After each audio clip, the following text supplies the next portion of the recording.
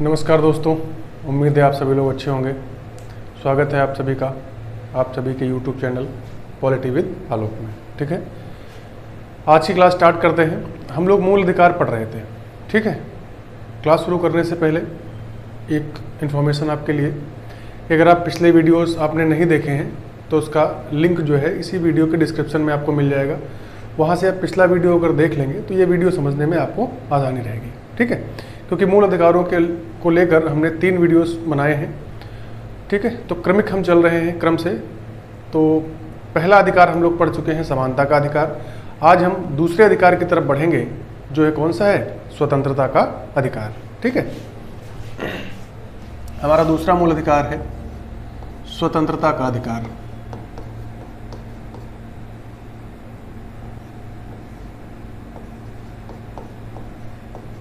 स्वतंत्रता का अधिकार।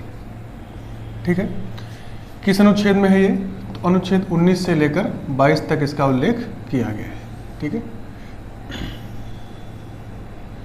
राइट टू फ्रीडम, यानी स्वतंत्रता हमको किन किन रूपों में दी गई है संविधान के अनुसार, उसकी हम बात करेंगे। ठीक है, तो सबसे पहले अनुच्छेद 19 की बात करते हैं। कौन सा, आर्टिकल 19। ठीक है, देखो अब आर्टिकल 19 में पहले 7 तरह की स्वतंत्रताओं का उल्लेख किया गया था। ठीक है, इससे पहले हम आपको बता चुके हैं, लेकिन वर्तमान में इसमें 6 प्रकार की स्वतंत्रताओं का उल्लेख है।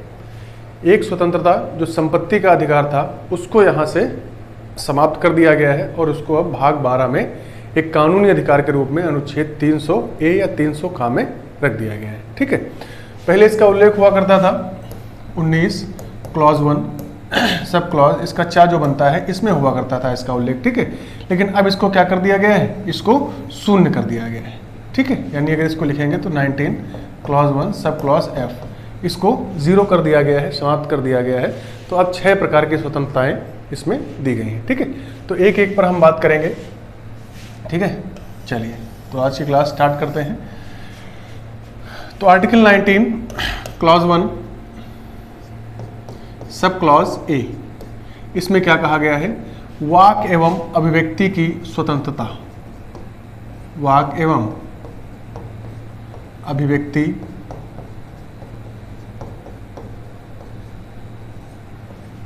की स्वतंत्रता।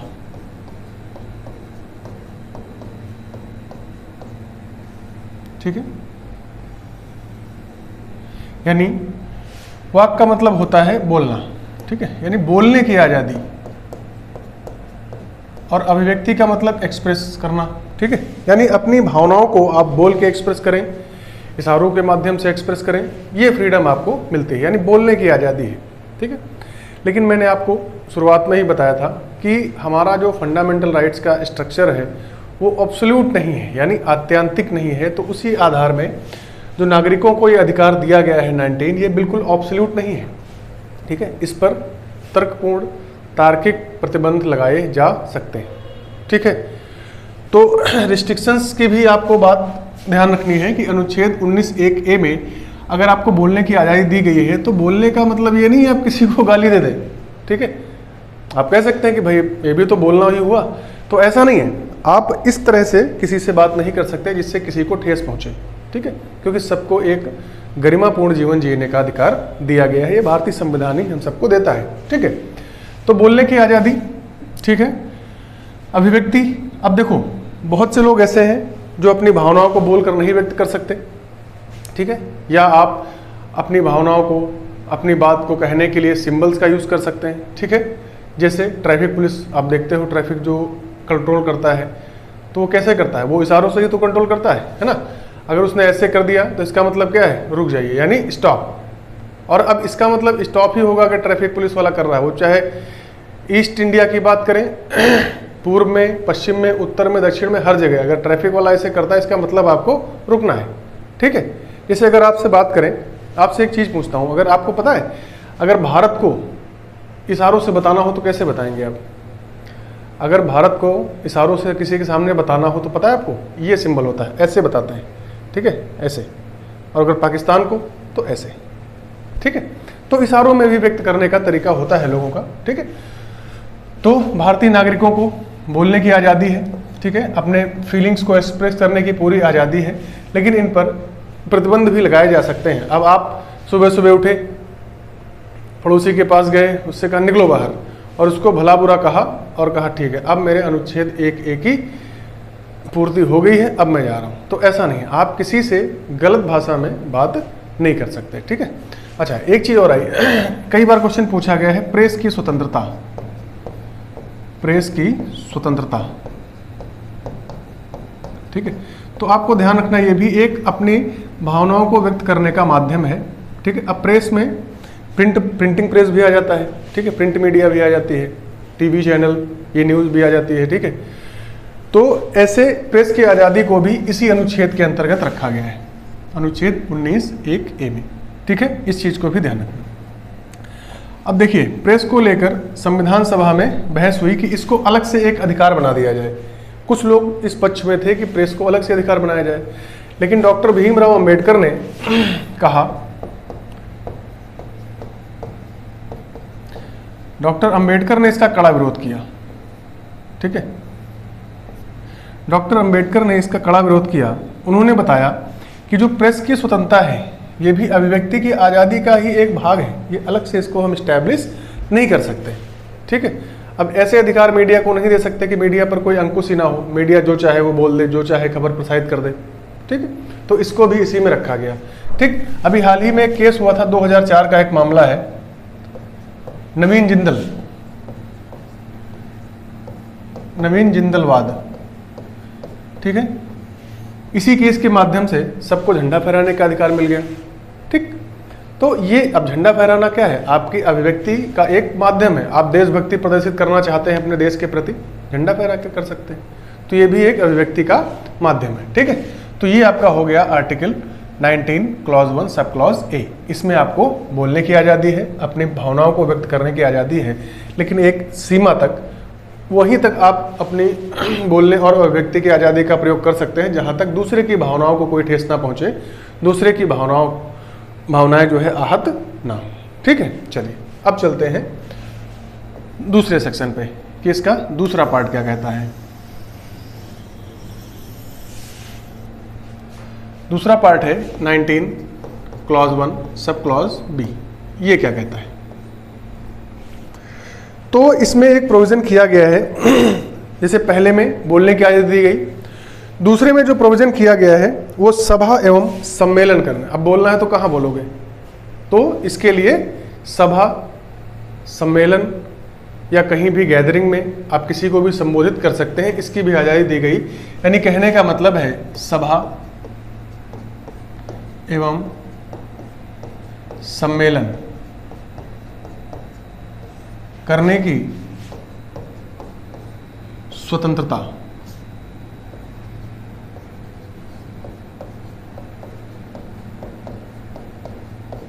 ठीक है। सभा एवं सम्मेलन करने की स्वतंत्रता आपको दी जाती है कि कहीं पर भी आप लोगों को इकट्ठा करके उनको संबोधित कर सकते हैं, उनसे बातचीत कर सकते हैं, ठीक है। पब्लिक गैदरिंग्स हो सकती हैं, लेकिन इसमें एक कंडीशन है। कंडीशन क्या है? आप सभा करिए, सम्मेलन करिए, ठीक है, लेकिन ये कैसा होना चाहिए? निरायुध। कैसा होना चाहिए भैया? निरायुध होना चाहिए और शांतिपूर्ण होना चाहिए, ठीक है। और कैसा होना चाहिए? शांतिपूर्ण। तो ये दो शर्तें आपको ध्यान रखनी है कि सभा और सम्मेलन करने की स्वतंत्रता आपको है, लेकिन ये निरायुध। अब निरायुध का मतलब क्या होता है? बिना हथियार के, बिना हथियार। यानी आप हथियार लेके किसी भी सभा और सम्मेलन की आज़ादी आपको नहीं है, हथियार लेके नहीं जा सकते। अब निरायुध को अगर आप तोड़ोगे तो इसमें देखो धन आयुध, यही तो बना। आयुध का मतलब क्या होता है? शस्त्र ही तो होता है, हथियार ही तो होता है कि नहीं? तो बिना हथियार के आपको कहीं भी सभा और सम्मेलन करने की आज़ादी दी जाती है, ठीक है। अब इस पर एक चीज़ और है, इस पर भी प्रतिबंध लगाया जा सकता है। अगर प्रशासन को ऐसा लगता है या सरकार को ऐसा लगता है कि आपके सभा या सम्मेलन करने से स्थितियां बिगड़ सकती हैं, तनाव पैदा हो सकता है, तो इस पर भी प्रतिबंध लगाया जा सकता है। लोकहित के मामले में इस पे शांति व्यवस्था बनाए रखने के लिए प्रतिबंध लगाए जा सकते हैं। ठीक है, तो इसीलिए सभा सम्मेलन करने के लिए आपको जिलाधिकारी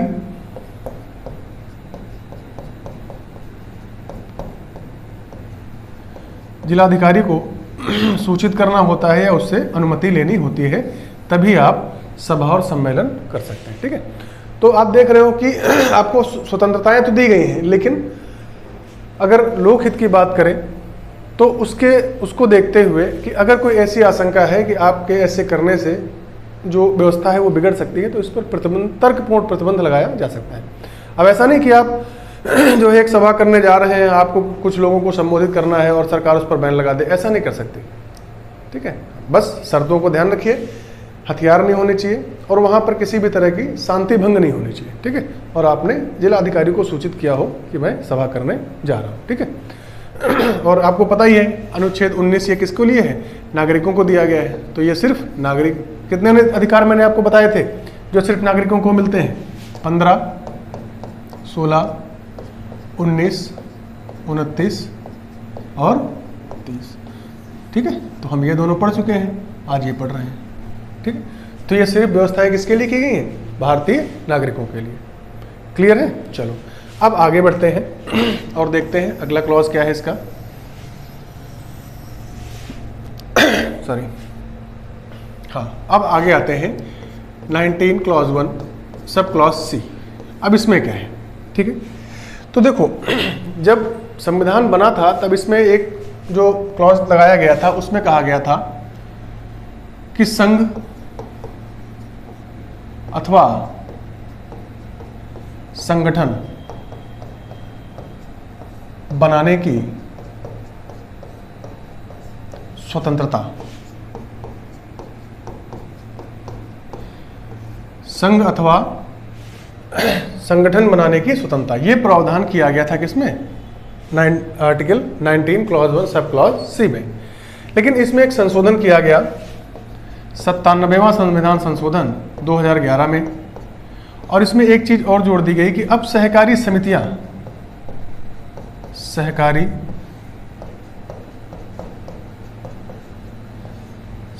का गठन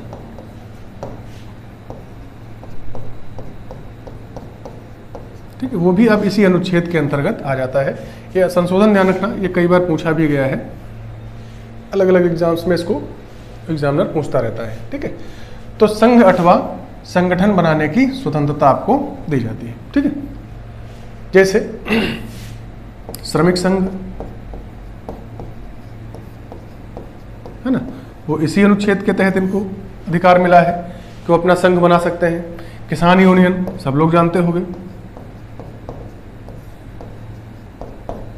किसान संघ है कि नहीं, IAS एसोसिएशन, IPS एसोसिएशन, ये सब इसी के तहत बनते हैं। इवन आपकी जो राजनीतिक पार्टियां हैं, राजनीतिक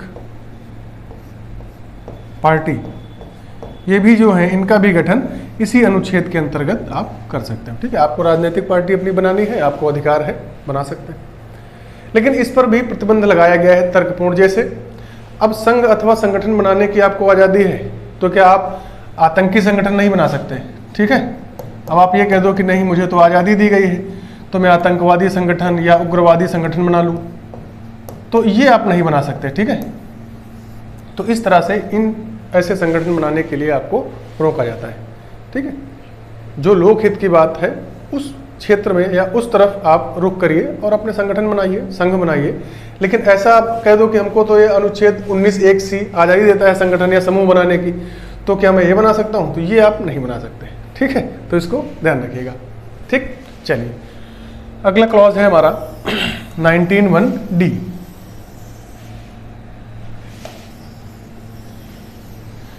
ठीक है, यहां तक क्लियर हो गया। पहला 19(1)(a) में आपको बोलने की आज़ादी है, वाक एवं अभिव्यक्ति की स्वतंत्रता है।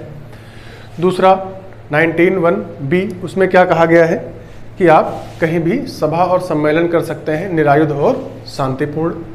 तीसरा जो 19(1)(c) कहता है, क्या बताया अभी मैंने, कि आप संघ या संगठन बना सकते हैं, सहकारी समितियों का भी गठन आप कर सकते हो, इसका अधिकार आपको मिलता है, इसकी आपकी स्वतंत्रता है। अब आते हैं 19(2)(d). 1 सब क्लॉज डी में। देखो भैया इसमें क्या है, तो 19(1) सब क्लॉज डी में जो प्रोविजन किया गया है, ठीक है, उसमें ये है कि कोई भी नागरिक भारत में कहीं भी भ्रमण कर सकता है, उसको पूरे भारत में अबाध संचरण की स्वतंत्रता है, ठीक है। तो इसके द्वारा प्रावधान क्या किया गया है कि नागरिकों को भारत में अबाध संचरण की स्वतंत्रता, अबाध संचरण की स्वतंत्रता, ठीक भी। अब देखो अबाध का मतलब होता है बिना रोक टोक के, कहीं आने जाने से आपको राज्य न रोके, ठीक। आप जहाँ जाना चाहो वहाँ चले जाओ, जहाँ घूमने जाना चाहो वहाँ चले जाओ, ठीक है, पूरे भारत में बिना रोक टोक के। और ये सिर्फ किसके लिए है? नागरिकों के लिए। अब कोई विदेशी आए तो विदेशी पहली चीज़, जब किसी दूसरे देश का व्यक्ति हमारे यहाँ आता है तो उसका पर्पस क्या है, उसका वीज़ा, उसमें सब मेंशन होता है, कहाँ रहेगा, कहाँ जाएगा, कैसे क्या करेगा, ठीक है। तो वो जितने एरियाज की उसको परमिशन मिली होती है वहीं जाएगा, ठीक है। बट आप अगर भारतीय हैं तो आपको भारत में कहीं भी रोका नहीं जाएगा, ठीक। अब देखिए अब इसमें क्या होता है, अब इसमें रिस्ट्रिक्शंस कैसे लगाए गए हैं। 2010-11 के आसपास एक मामला आया था अरुणाचल प्रदेश का। अरुणाचल प्रदेश में एक जनजाति पाई जाती है, सब लोग जानते होंगे, जारवा जनजाति जो है, कहा गया कि इनकी संख्या लगभग 100 से भी कम हो गई है। अब ऐसा हुआ क्यों? ऐसा इसलिए हुआ कि वहाँ के जो जनजाति लोग थे और जनजाति एरिया जो था वहाँ पर ये आम लोगों को भी अनुमति मिल गई थी, वो भी लोग वहाँ पर आने, उनके ऊपर कोई प्रतिबंध ही नहीं लगा। जो रिस्ट्रिक्टेड एरिया था वहाँ भी चाउमीन, पिज्ज़ा, बर्गर, इन सब की दुकानें खुलने लगी। अच्छा, जनजातियों का एक ये है कि अभी वो मेन स्ट्रीम में नहीं आ पाए, तो ऐसी चीज़ें जब उनको खाने पीने को मिली तो उनको इन्फेक्शन हुए और उनकी संख्या तेज़ी से घटने लगी। तब सुप्रीम कोर्ट में एक PIL डाली गई और फिर सुप्रीम कोर्ट ने अपना जजमेंट दिया कि उस जो एरिया है उसके 5 किलोमीटर के रेडियस में, यानी चारों तरफ 5 किलोमीटर के रेडियस में ऐसा कोई भी या ऐसी कोई भी गतिविधि नहीं होगी। आम लोगों के आने जाने पर क्या कर दिया गया? प्रतिबंध लगा दिया गया, ठीक है। तो ये चीज़ें भी ध्यान रखना। इसीलिए जो ST के लिए रिजर्व क्षेत्र हैं, यानी जनजातीय क्षेत्र जहाँ पे हैं, वहाँ पर आपके आने जाने को प्रतिबंधित किया गया है। क्लियर है? क्योंकि फिर उनका अस्तित्व खतरे में आ जाएगा। अब वो इतना हाईटेक नहीं है, उनके पास न तो कैमरा है, ना वो पिज़्ज़ा खाना जानते हैं, ना वो मोमो खाना जानते हैं, बर्गर खाना जानते हैं। वो बस अपना नेचुरल हैबिटेट में रहते हैं और अपना जीवन यापन कर रहे हैं, ठीक है। तो इसीलिए जो ST के लिए रिजर्व एरियाज हैं वहाँ पर आपके इस अधिकार को रोका गया है, वहाँ पर आप नहीं जा सकते, ठीक है। तो इस चीज़ का भी आपको ध्यान रखना है। हाँ, यहाँ पर जाते हैं लेकिन कौन? जो अधिकृत होते हैं सरकार के द्वारा, वही लोग जाते हैं, ठीक है। मान लीजिए कोई बीमारी वहाँ फैल गई या किसी चीज़ की उनकी आवश्यकता है, तो लोग करते क्या हैं, जो STs कम्युनिटीज़ होती हैं, इन्हीं में से किसी एक गाइड के माध्यम से, जिससे उनका कम्युनिकेशन बन जाता है, उसको साथ लेकर भी वो आगे वहाँ पर बढ़ते हैं, कदम बढ़ाते हैं। वहाँ पर किसी आम व्यक्ति को जाने की परमिशन नहीं है, जो अधिकृत है सरकार के द्वारा वही वहाँ पर जाएगा और उनसे कम्युनिकेशन इस्टेब्लिश करेगा, ठीक है।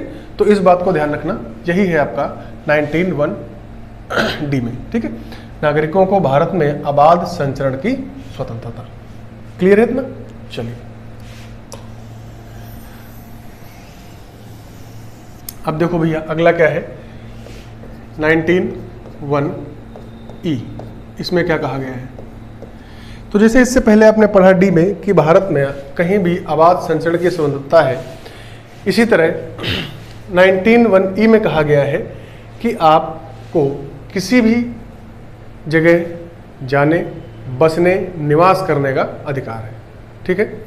आप निवास कर सकते हैं, आप अपना आवास बना सकते हैं, यानी भारत में कहीं भी रहने बसने की आज़ादी आपको देता है ये अनुच्छेद, ठीक है, 19(1)E, ठीक।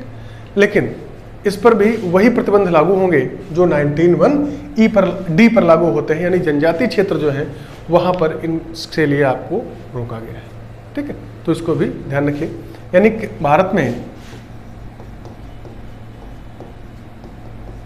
कहीं भी निवास करने की स्वतंत्रता। ठीक है ये, लेकिन इस पर भी तर्कपूर्ण प्रतिबंध लगाए जा सकते हैं। अगला है 19(1) सब क्लॉज जी। अब देखो ई के बाद एफ आना चाहिए, लेकिन अभी मैंने स्टार्टिंग में ही बताया था कि एफ को क्या कर दिया गया है, शून्य घोषित कर दिया गया है। ठीक है, तो इसलिए हम एफ को नहीं पढ़ते हैं, हम सीधे किस पे आ जाते हैं, जी पे आ जाते हैं। ठीक है, अब जी में क्या दिया गया है, तो जी में कहा गया है कि आप अपना जीवन यापन करने के लिए किसी भी प्रकार का व्यापार, व्यवसाय या उद्योग धंधा कर सकते हैं। ठीक है, अपनी जीविका चलाने के लिए, उपजीविका चलाने के लिए किसी भी प्रकार का व्यवसाय, उद्योग धंधा कर सकते हैं।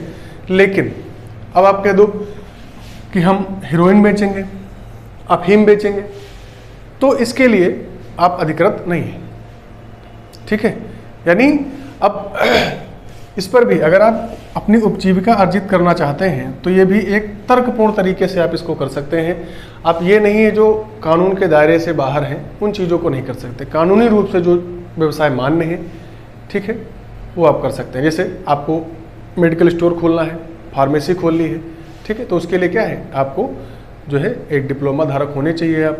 ठीक है, तो आप मेडिकल स्टोर खोल सकते हैं। शराब की दुकान आपको खोलनी है, आपको सरकार से लाइसेंस लेना पड़ेगा। इवन अफीम की खेती आप करना चाहते हैं, सरकार से आप लाइसेंस लीजिए, आप अधिकृत अगर हो जाएंगे तो आप अफीम की खेती भी कर सकते हैं। ठीक है, लेकिन आप चाहो कि चोरी छिपे हम शराब बेचें, कच्ची शराब के लोग मामले आप सुनते रहते हैं ना कि कच्ची शराब पकड़ी गई, तो ये सब क्या है, इस समाज में ऐसे कार्यों की परमिशन नहीं दी जाती है जिससे समाज को कोई नुकसान हो। ठीक है, तो इस चीज़ को ध्यान रखिए। तो ये था आपका 19 आर्टिकल, जिसमें आपको 6 अधिकार मैंने आपको बताए। एक बार फिर से मैं आपको बताता हूँ, रिवाइज कराता हूँ।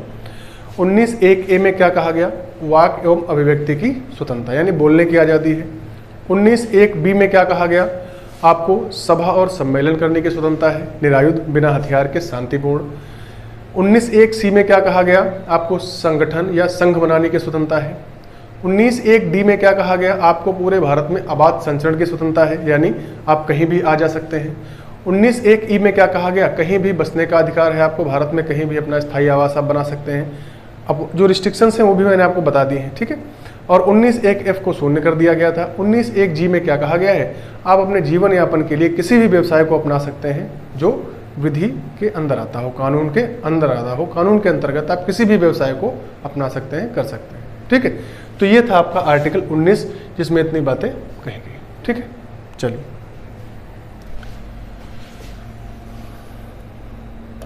अगला हमारा आर्टिकल होगा 20, अनुच्छेद 20।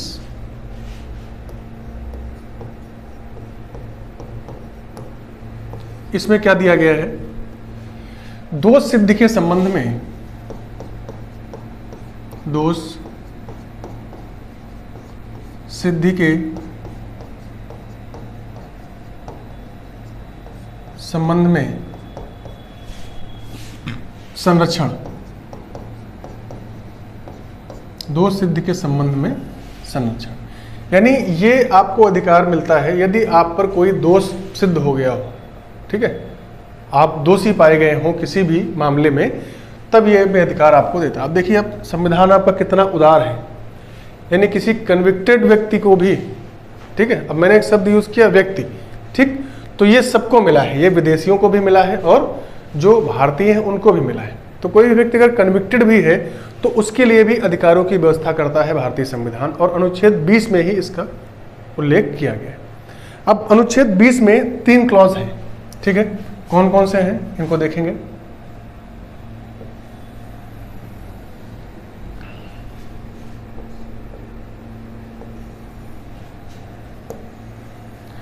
तीन क्लॉज कौन कौन से हैं भैया, देखो। पहला, इसमें कहा गया है कार्योत्तर विधियों से संरक्षण।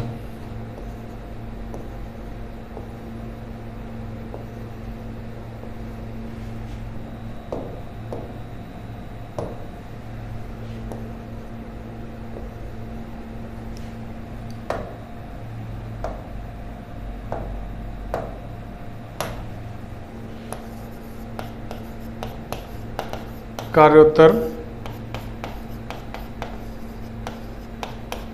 विधियों से संरक्षण, ठीक है। और ये कहता है 20 क्लॉज 1, ठीक है।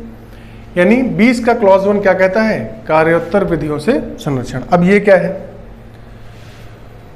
तो मान लीजिए आपने 1 अक्टूबर को कोई अपराध किया, ठीक है।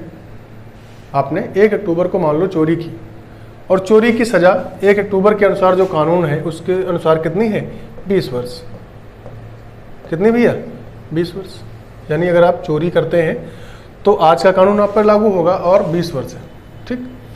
लेकिन अब चोरी आपने की 1 अक्टूबर को, ठीक, और अगले 5 अक्टूबर को संसद ने एक कानून बना दिया गया कि अब से चोरी की सजा जो है वो 20 वर्ष की जगह क्या होगी? 30 वर्ष होगी, ठीक है। तो ये जो क्लॉज है आपका 20 क्लॉज 1 यानी कार्योत्तर विधियों से संरक्षण, यानी आपने जब अपराध किया उस समय जो सजा थी आप पर वही लागू होगी, भले ही 5 अक्टूबर को इस सजा को बढ़ा दिया गया हो। इस आर्टिकल का मतलब ये है, यानी इसमें ये बात कही गई है। कहने का मतलब है आपने जब कोई अपराध किया है उस समय उस अपराध के लिए जिस सजा का प्रावधान है आप पर वही लागू होगी, उसके बाद कुछ भी हो। ये इसलिए किया गया, मान लो किसी ऐसे व्यक्ति ने अपराध कर दिया जो सरकार का बहुत खास है, तो सरकार ये भी तो कर सकती, जैसे उसको आजीवन कारावास मिला, सरकार ने क्या किया? एक नियम बनाया, एक कानून पास किया और कहा नहीं, अब इस अपराध के लिए आजीवन कारावास नहीं होगा, मात्र 2 साल ही सजा होगी। तो अपने व्यक्ति को बचाने के लिए कर सकता है। या फिर कोई विरोधी मिल जाए, अब उसके लिए सजा 5 वर्ष है अपराध के लिए उसने जो किया है, लेकिन अब सरकार का विरोधी है तो सरकार एक बिल लेकर आई और बोला कि नहीं भैया अब इसके लिए सीधे मृत्युदंड ही दिया जाएगा, ठीक है।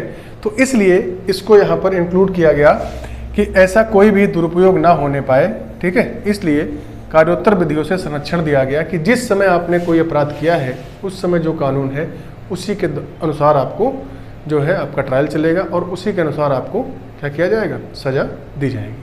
क्लियर है? चलिए, तो पहली बात जो 20 क्लॉज 1 कहता है वो यही है, ठीक है। अब आते हैं दूसरे पे।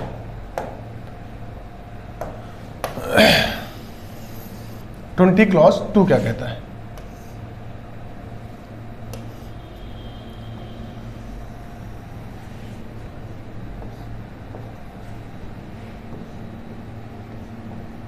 ट्वेंटी क्लॉज 2 में भैया एक प्रावधान किया गया है, दोहरे दंड से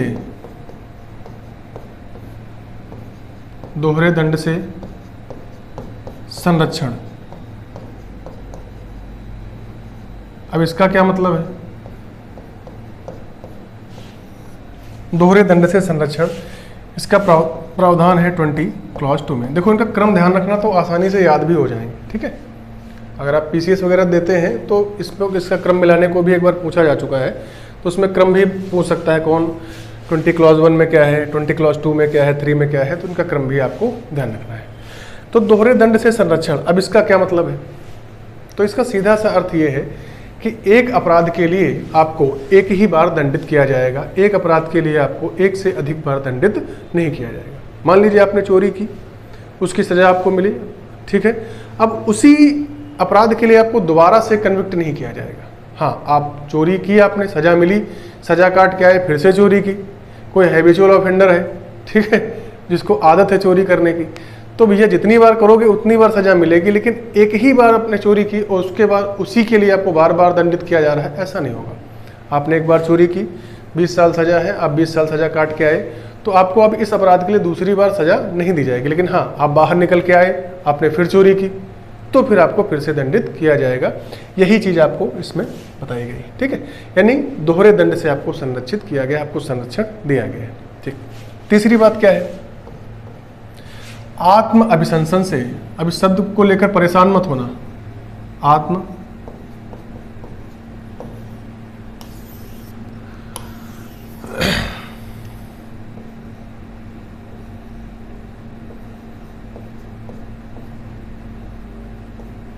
आत्म अभिशंसन से संरक्षण।